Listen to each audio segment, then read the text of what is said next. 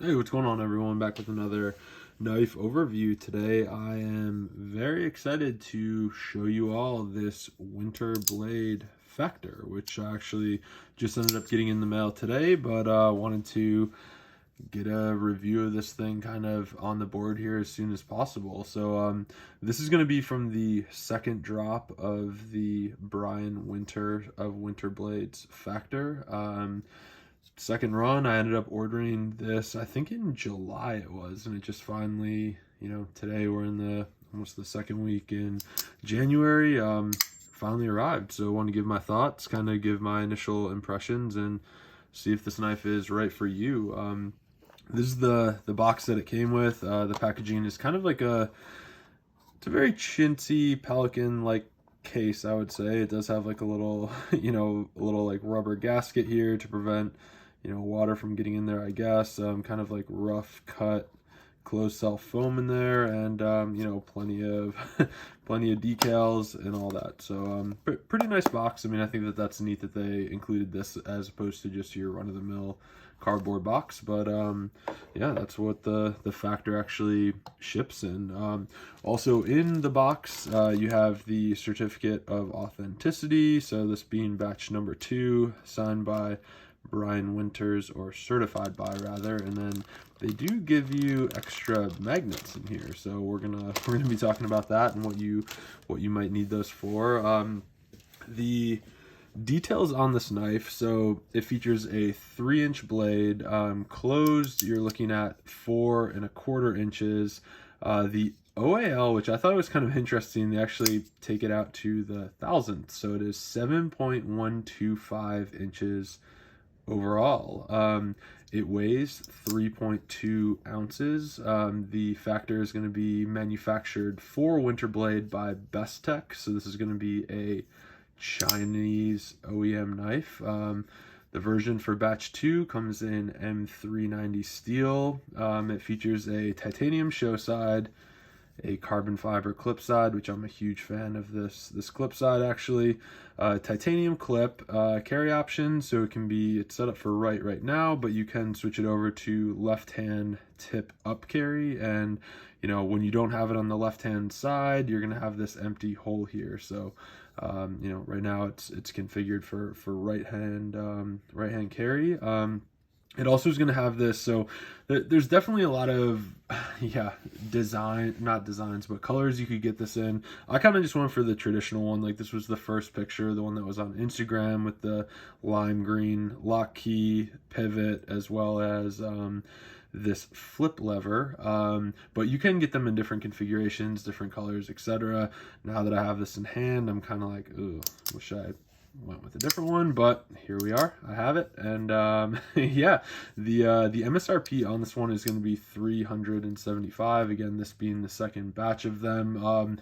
The first batch sold out in about 3 minutes. I'm not sure about the second batch, but this is one of those. So before we get started, we will do a couple comparisons. So the Winterblade Factor as compared to a Chris Reeve large Sabenza 21, looks like that.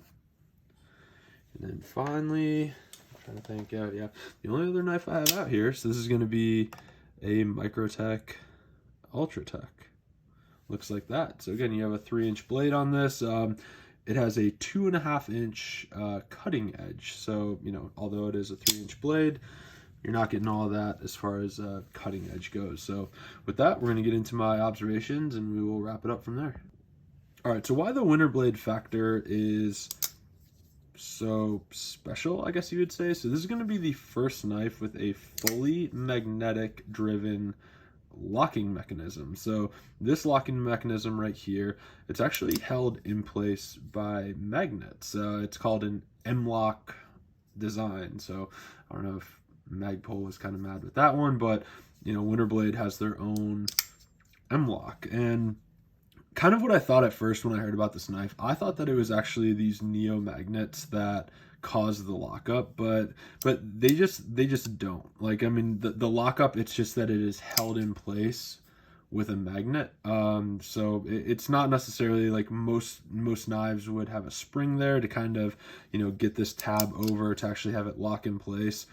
This one doesn't have that. Like, actually a magnet kind of, you know, attracts the other side, and that's what kind of pulls the blade in.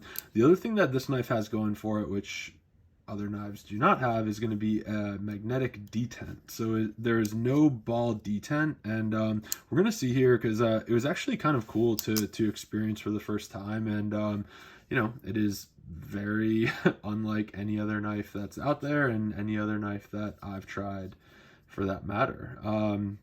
The first observation that I had upon picking up this knife was what they're calling this flip lever. It kind of, to be honest with you, it looks like something your, you know, nephew would have printed in their 3D printer. Like, it just, I don't know. I'm not a fan of having parts like this kind of sticking out of a knife, realizing that there's a magnet right here and it kind of sucks it in to stay there. This, I don't know. I'm just not a fan of it. Like, I'm not sure if the camera's picking it up, but it definitely feels kind of like cheap or chintzy in a way, and it just looks like it was 3D printed piece of like G10 or plastic. But that's going to be the flip lever, and the idea with the flip lever is you depress it and then it actually actuates the knife, which there I kind of got lucky. I did find when I first started playing with the Winterblade Factor, I was almost kind of short stroking the knife, but essentially, when you get down to it, this lever, you don't want to be pressing it straight on like that.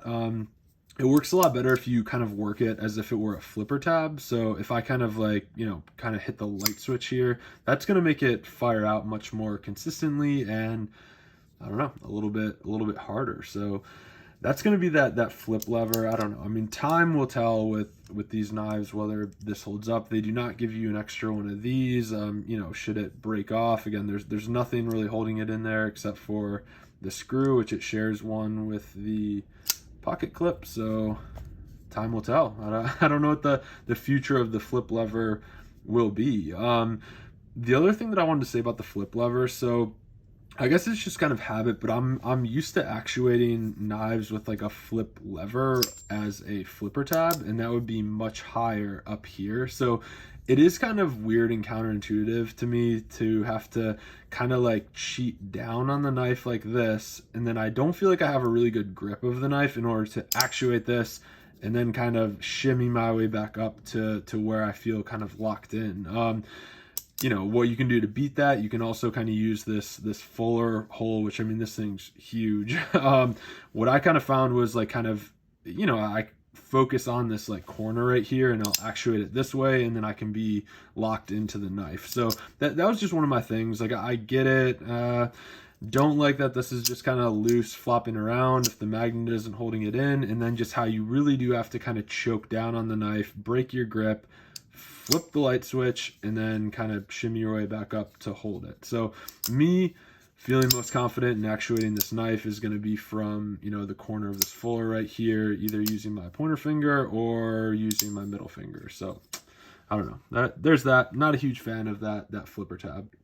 All right, the next observation that I had about the Winterblade Factor is the offset pivot. So every other knife that I own that, you know, obviously a folding knife that has a pivot, it's going to be kind of like center line. And as you can see from the Winterblade Factor, it's actually going to be offset towards the bottom here. And I'm sure that has to do with the makeup, the fact that this is running magnets in different areas, etc. But that was just kind of a weird thing, that it is an offset pivot, and then they use this kind of G10 collar to cover it on that side.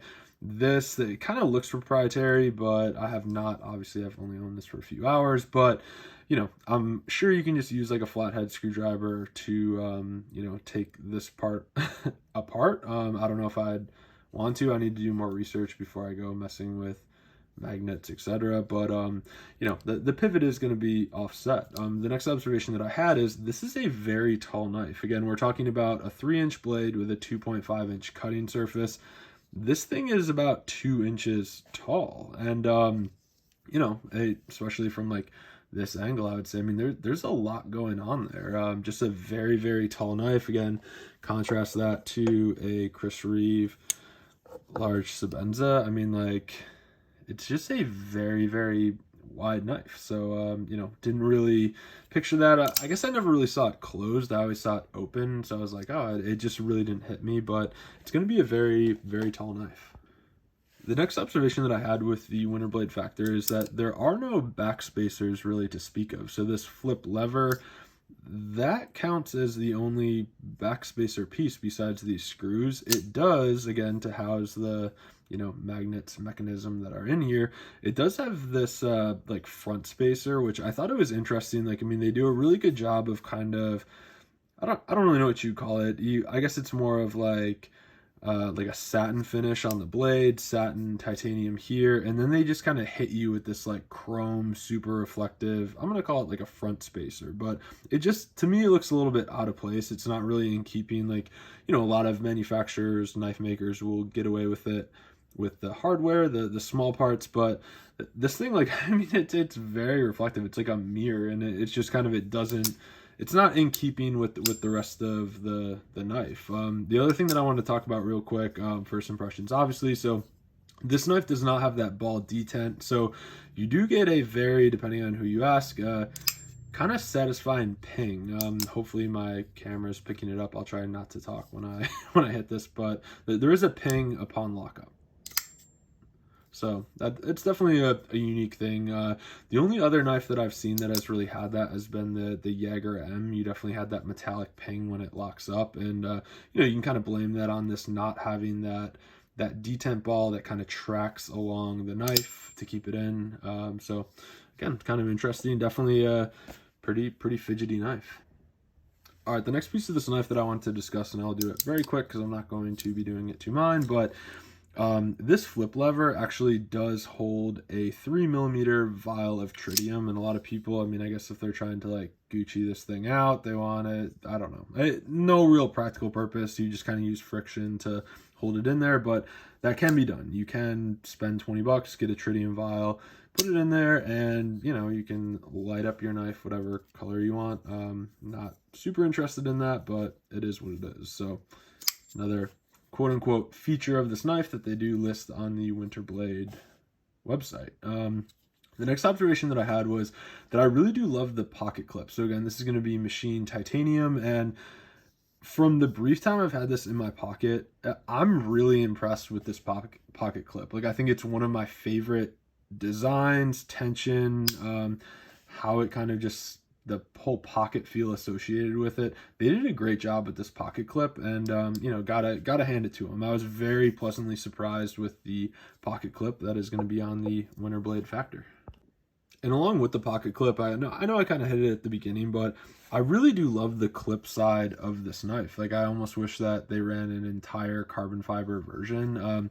This side, and again, you could blame it on the fact that I went with the green accents, whatever. Not a huge fan, but flipping this thing over, if you ignore that, I think this is a really handsome and good looking knife, especially the clip side. A lot of times knives will either be the show side or the clip side that they really went all out on, but between the, you know, the machining that's done, you can see there's some machining on the carbon fiber here. There's also some machining on the titanium here and here. They did a really nice job, and this is a very like well thought out knife, but I will say, holding this, it is not the most comfortable. Like, you get, when you hold this thing, you get like very box cuttery vibes holding it. So there really isn't much that was done for ergonomics or anything like that. It is what it is. It's a, you know, wider knife, as we already covered, but they did do some machining on both sides of the scales, and I think that is really cool.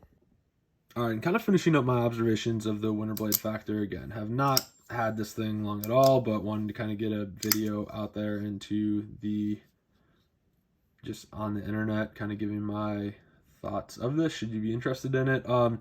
There is no jimping to speak of. Like, there is this choil right here, which is useful. Like, I, you know, can get my finger under there. I'm not too, it's pretty deep where I don't feel like I'm going to cut myself, but there's no jimping anywhere on this thing. And, you know, it's very hard to find a knife that has like a happy medium. Like, I feel like it's either, you know, jimped out or there's none to speak of and it's slippery. This one does not have any, but it's such a small knife, you can really grip it. The handle's big enough where I'm not too worried about it. So the last observation that I had, which I thought was pretty cool, is a lot of times when you have these like axis lock knives, if you end up engaging the lock and then closing the knife, you'll get this like bounce back. The fact that this knife is actually, sucked in via magnet, so I can kind of hold down this lock, it'll fly free, and then like it's gonna get stuck in here. Like you're not gonna get that, like when I close this, even when I'm depressing the lock, you're not gonna get that bounce back. Like the blade is gonna stay in. So again, I deploy it, hit the lock, hold it down,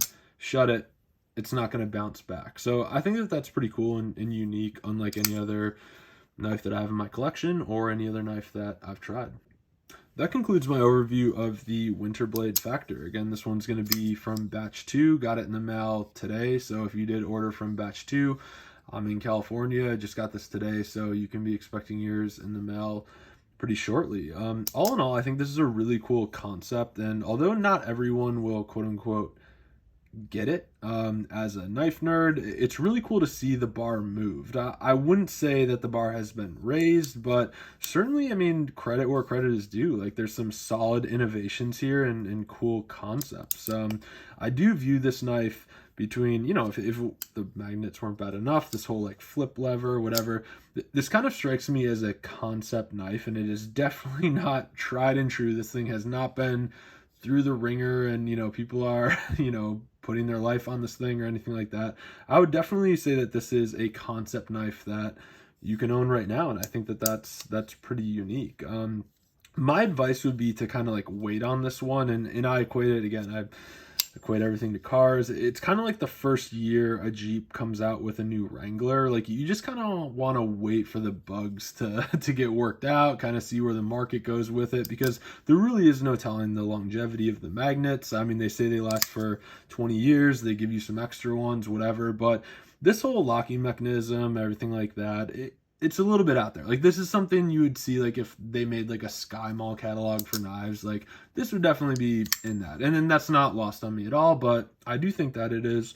It's really neat. I think, this is mostly probably a collector's piece at this point, but I really would kind of like let this settle out before spending $375 or whatever these things are going to be going on the secondary market. I'd kind of wait. That would be my advice. So again, sorry that this video was a little bit choppy, whatever. Just wanted to get it out there because I just got this in the mail a couple hours ago, sat down with it, wrote my thoughts, and yeah, we'll see you next time.